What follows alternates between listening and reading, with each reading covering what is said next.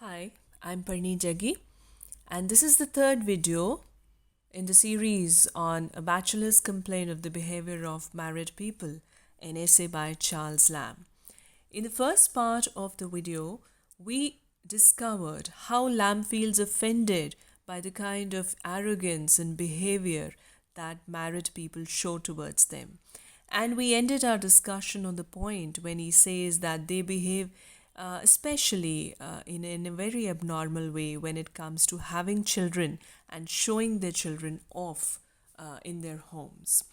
So, next he says, I could forgive their jealousy and dispense with toying with their brats. Brats here means the young children, if it gives them any pain. But I think it unreasonable to be called upon to love them, where I see no occasion to love a whole family, perhaps 8, 9, or 10, indiscriminately, to love all the pretty dears, because children are so engaging. Now, here Lamb is talking about his behavior with the children of those friends, of those couples whom he visits. When he visits the houses of these married couples, the way he has to behave with their children defines a lot of their behavior towards him. He says, if I engage myself with the children, they kind of grow jealous of me. He says, I could forgive their jealousy and dispense with toying with their brats. I could avoid playing with their young children if it gives them any pain. But he says, I think it illogical, unreasonable to be expected to love their children when I see no reason. He says, I cannot love the whole family. Perhaps there are 8 members or 9 or 10. Indiscriminately means without thinking, without any emotion. He says to love all the pretty dears because children are so engaging. It is not possible for me because he is expected to be nice and loving to all the members of the family that he visits. I know there is a proverb, love me, love my dog. That is not always so very practicable, particularly if the dog be set upon you to tease you or snap at you in sport. Now, here there is a beautiful use of humor and irony in these lines. He uses the proverb, love me, love my dog, which means if you love me, then you have to love my dog also. He says it is not always practical to do so. In the case of children, he says it is not necessary if I love my friend, I have to love all his children also. Because he says, for example, a dog may be set upon you to tease you or to snap at you in sport.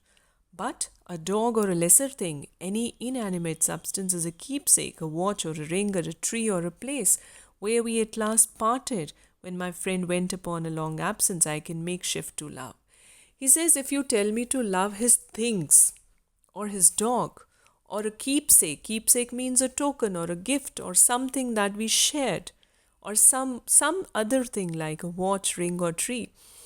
He says, I can still make shift to love. I can still think that yes, I can admire this, I can love this, I can adore this because I love my friend.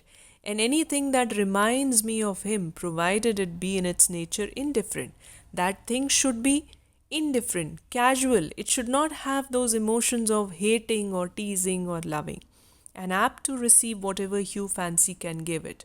But children have a real character and an essential being of themselves. They are amiable or unamiable per se. I must love or hate them as I see cause for either in their qualities. So here he is making a very clear statement as to how behavior can be determined by what you have to love and what not you have to love. He says, I love my friend. That doesn't mean I will love all his children or his dog. He says, if it is about the inanimate things, I might think of loving or admiring those things because those things are not going to react. But he says it is not so the case with children. Children have a real character and they can be amiable, means loving, friendly, or they can be unfriendly. It can be both ways. So he says it is according to the qualities that I must respond and behave, not according to the condition that I must love children. A child's nature is too serious a thing to admit of its being regarded as a mere appendage to another being, and to be loved or hated accordingly. They stand with me upon their own stalk, as much as men and women do. But you will say, sure, it is an attractive age. There is something in the tender age of infancy that of itself charms us.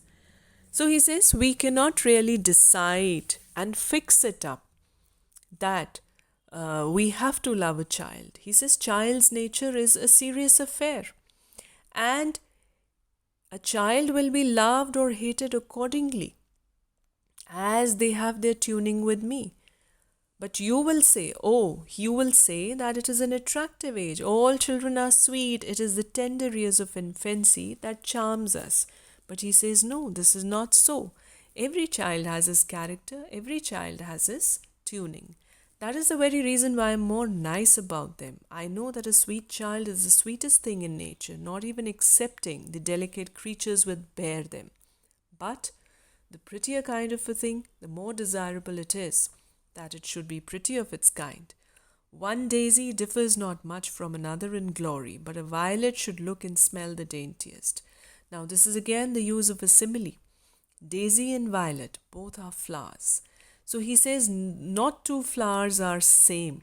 One daisy differs not much from another in glory, but a violet should look and smell the daintiest. I was always rather squeamish in my women and children. So he says, maybe two children of the family, same family, may be similar, may be having common attributes, but then children on the whole cannot be common and have the same kind of character. So he says, my behavior, no matter the children are the sweetest thing in nature, my behavior will be determined by the character, the different kinds of nature children possess. But this is not the worst. One must be admitted into their familiarity at least before they can complain of inattention. So he says, this is not the worst kind of the allegation we receive. This is not the only thing we are blamed for, that you have not attended our children. He says, at least we must be familiar with them.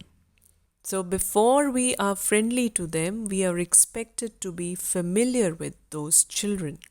It implies visits and some kind of intercourse. But if the husband be a man with whom you have lived on a friendly footing before marriage, if you did not come in on the wife's side, if you did not sneak into the house in a train, but were an old friend in fast habits of intimacy before their courtship was so much as thought on, look about you.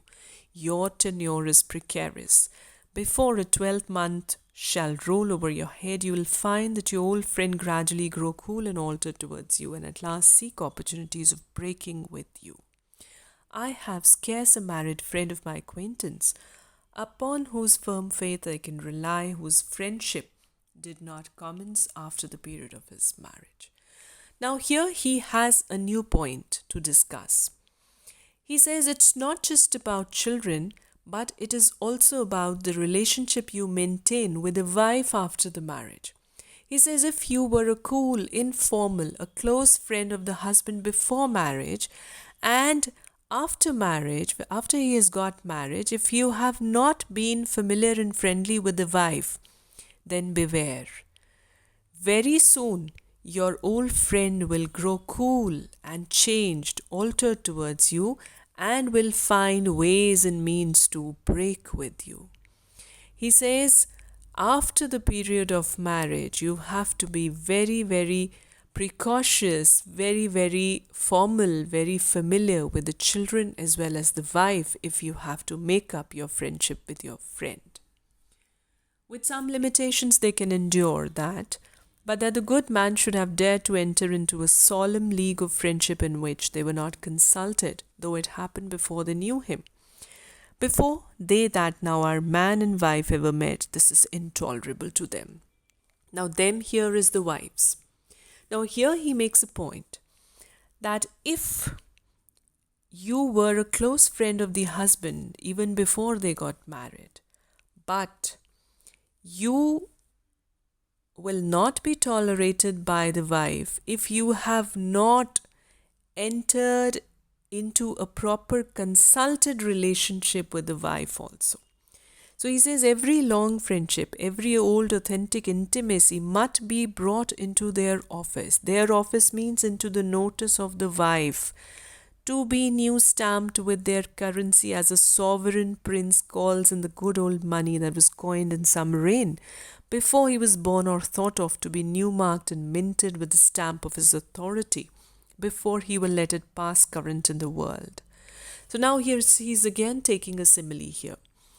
He says, like in the good old days, the kings used to be dethroned and thrown out of the kingdom, and the new prince would take over the sovereignty of the kingdom.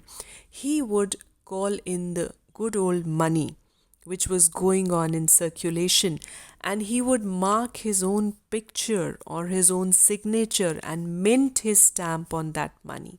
Similarly, he says that my relationship with my old friend after he gets married has to be stamped by the authority of his wife.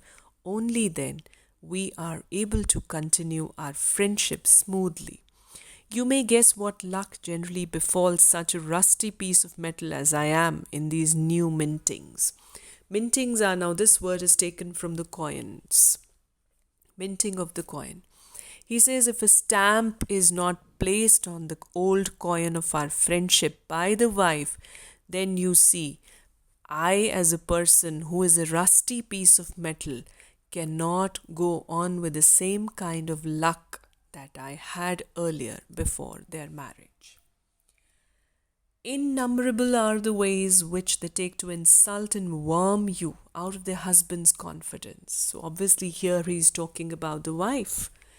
He visits his friend, and the wives have lots of weapons to attack him as a bachelor. He says innumerable.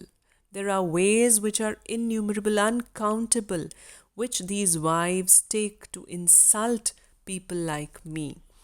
Laughing at all you say with a kind of wonder, as if you were a queer kind of fellow that said good things, but an oddity is one of the ways.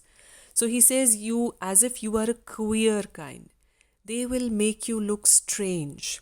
They will laugh at the things that you are saying as if you are something extraordinary, something abnormal, something odd. So this is one of the ways they behave with you. They have a particular kind of stare for the purpose. So they even stare at you for this purpose. Till at last the husband, who used to defer to your judgment and would pass over some excrescences of understanding and manner for the sense of a general vein of observation which he perceived in you, begins to suspect whether you are not altogether a humorist, a fellow well enough to have consorted with in his bachelor days, but not quite so proper to be introduced to ladies. This may be called the staring way, and is that which is oftenest being put in practice against me. Now, this is absolutely humorous, but also sad. Lamb has to face such a behavior from the wife of his friend, which he calls it the staring way. The wife stares at him in a way as to insult him, which makes his friend realize that maybe his friend is very good, he was very close to him, but maybe he is not so well mannered or proper to be introduced to ladies.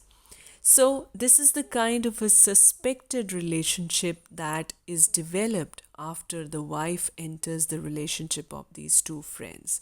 So this is how Lamb enumerates the kinds of insults he has to face in the families of his friends when after the friends get married, and he has to go about these embarrassing contexts time and again, and he makes a list of all these, and we'll continue this essay in the next coming video. Thank you for now.